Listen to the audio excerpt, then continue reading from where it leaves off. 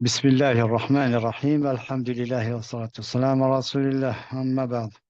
On continue donc aujourd'hui la suite du chapitre sur quand ont commencé ces attaques idéologiques. قال ورغم ذلك صمدت الأمة الإسلامية في وجه هذه الحروب الوحشية التي سلبت ونهبت وقتلت وفتكت. وبعد مضي أكثر من قرنين من حروب دامية اشتد وطيسها بين كتائب الإيمان وبين جحافل الشر، ارتدت الحروب الصليبية، وباءت هذه الحملات بالإخفاق والهزيمة.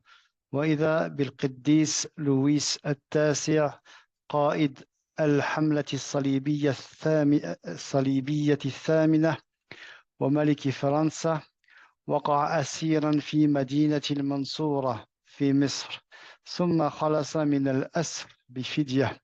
ولما عاد إلى فرنسا أيقن أن قوة الحديد والنار لا تجدي نفعا مع المسلمين الذين يملكون عقيدة راسخة تدفعهم إلى الجهاد وتحضهم على التضحية بالنفس والمال وبكل غال. فكان لابد من تغيير المنهج والسبيل، فكانت توصياته أن يهتم أتباعه بتغيير فكر المسلمين والتشكيك في عقيدتهم وشريعتهم، وذلك بعد دراستهم للإسلام لهذا الغرض. وهكذا تحولت المعركة من ميدان الحديد والنار إلى ميدان الفكر، لأن القضاء لأن القضاء على الإسلام أو تحويل المسلمين عن دينهم لا يمكن أن يأتي عن طريق القوة المادية والغزو المسلح. حينئذ بدأت حركة الغزو الفكري، فحركوا جيوش الغزو الفكري من كل مكان إلى بلاد المسلمين للقضاء على الإسلام وأهله، ولتكون محدثات الأفكار التي تدخل إلى أفرادهم بمثابة جيش سحري غير مرئي يمعن في صفوف المسلمين قتلا وتشريدا، ويمعن في قلاعهم هدما وتخريبا، دون أن يصيبه سهم واحد في هذه الحرب الخبيثة التي يغفل عنها السواد الأعظم من المستهدفين من المسلمين.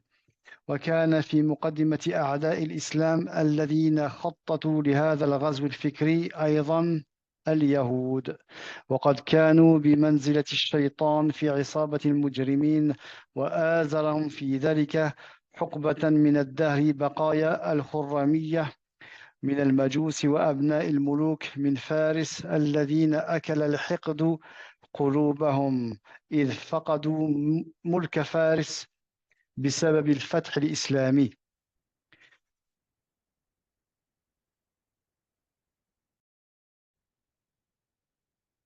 Donc, le chef nous explique ici que malgré tout ce qu'ont pu faire les croisades comme dégâts chez les musulmans, la Ummah al-Islamiyya est restée ferme et a fait face à ces guerres euh, sauvages et sanguinaires qui ont fait ce qu'elles ont fait comme crime. Non. Et 2 siècles ont passé, 2 siècles de guerre sanguinaire qui ont fait rage entre les deux camps, le camp de la foi, des croyants, et le camp des mécréants, du mal. Et à la suite, euh, les croisades, les croisés ont connu un échec cuisant. Et d'ailleurs, ce qu'on appelle le Saint Louis, Louis IX, le chef de ces croisades, le roi de France, à son époque, a été fait prisonnier dans la ville de Mansoura, en Égypte. Puis, il est, euh, il a été libéré de sa captivité par une rançon, en payant une rançon. Et lorsqu'il est retourné en France, il a, il était allé yaqin, il était sûr, il a été convaincu que ce n'est pas avec les armes et le feu que il pourra, que les croisés pourront, que les mécréants pourront faire face aux musulmans. Pourquoi? Parce que le musulman, il possède une croyance, une aqidah ancrée qui les pousse au djihad et qui les pousse, qui les incite à se sacrifier avec tout ce qu'ils ont de plus cher, euh, leur vie, leurs biens, etc. Donc, il était impératif de changer la tariqa, la voie. Et ces recommandations, ce testament peut-être, en tout cas ces recommandations étaient de que ses suiveurs euh, prennent soin de changer le fikr des musulmans, la, les idéologies les croyances des musulmans, et de les faire douter de dans leur aqidah et dans leur sharia. Et cela après avoir étudié l'islam dans ce but. Et donc, la guerre, la bataille a changé comment dire, ce n'était plus la même guerre. On est passé d'un combat avec les armes, avec un combat, à un combat avec les pensées, les idéologies. Pourquoi? Parce que mettre un terme à l'islam et euh, sortir les musulmans de leur religion, cela n'était pas possible avec القوة المادية, يعني tout ce qui est armes, et الغزو المسلح, tout ce qui est armes, على كل حال. Donc là a commencé الغزو الفكري, les attaques idéologiques. Donc ils ont incité, ils ont poussé les armes, les armées qui, dans ce sens-là, les armées idéologiques, en tout lieu, en tout endroit, dans les pays des musulmans, pour achever l'islam et les musulmans. Et pour que ces afkars, ces pensées, ces idéologies soient comme une armée secrète, une armée sihri, magique, secrète, qui fait, qui fait dans les rangs des musulmans ce qu'elle peut faire comme dégâts, comme meurtre, comme tuerie, comme euh, déplacement de population et comme destruction de leur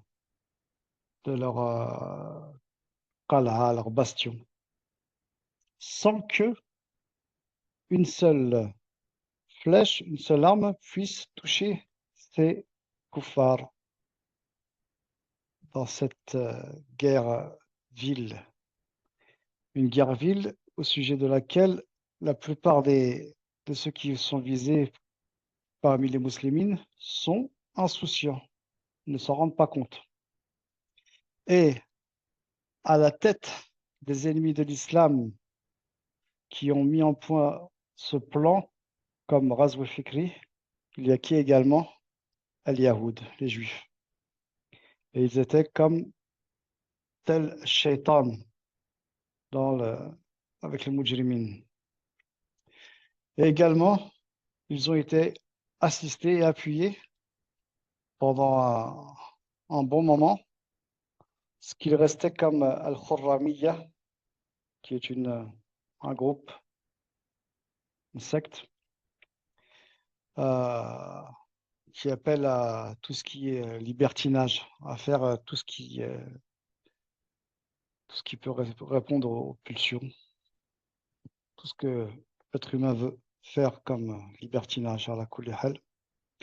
Ce qu'il en restait, comme Majous et les fils des rois, des gouverneurs de Fers, qui étaient, qui l'avaient encore en travers de la gorge. Pourquoi? Parce qu'ils avaient perdu leur empire avec les conquêtes musulmanes. Ensuite, il y a tout un passage que je n'ai pas lu en arabe qui nous explique que tous ces koufars, tous ces groupes se sont aidés et ils sont attelés à la tâche et ils auraient pu réussir avec tout ce qu'ils avaient mis en place, si ce n'est que cette religion, c'est la religion d'Allah subhanahu wa ta'ala. Elle est préservée et il a mis au service de sa religion des hommes, des savants, les ulama, rabbaniyin, pour défendre son din al-haqq. Donc, il faut que les musulmans prennent, comme on l'a vu dans les muqaddimat, fassent attention à cela et ne soient pas parmi les insouciants. Donc, voilà comment a débuté al-Ghazw al-Fikri. Walhamdulillahi Rabbil Alamin.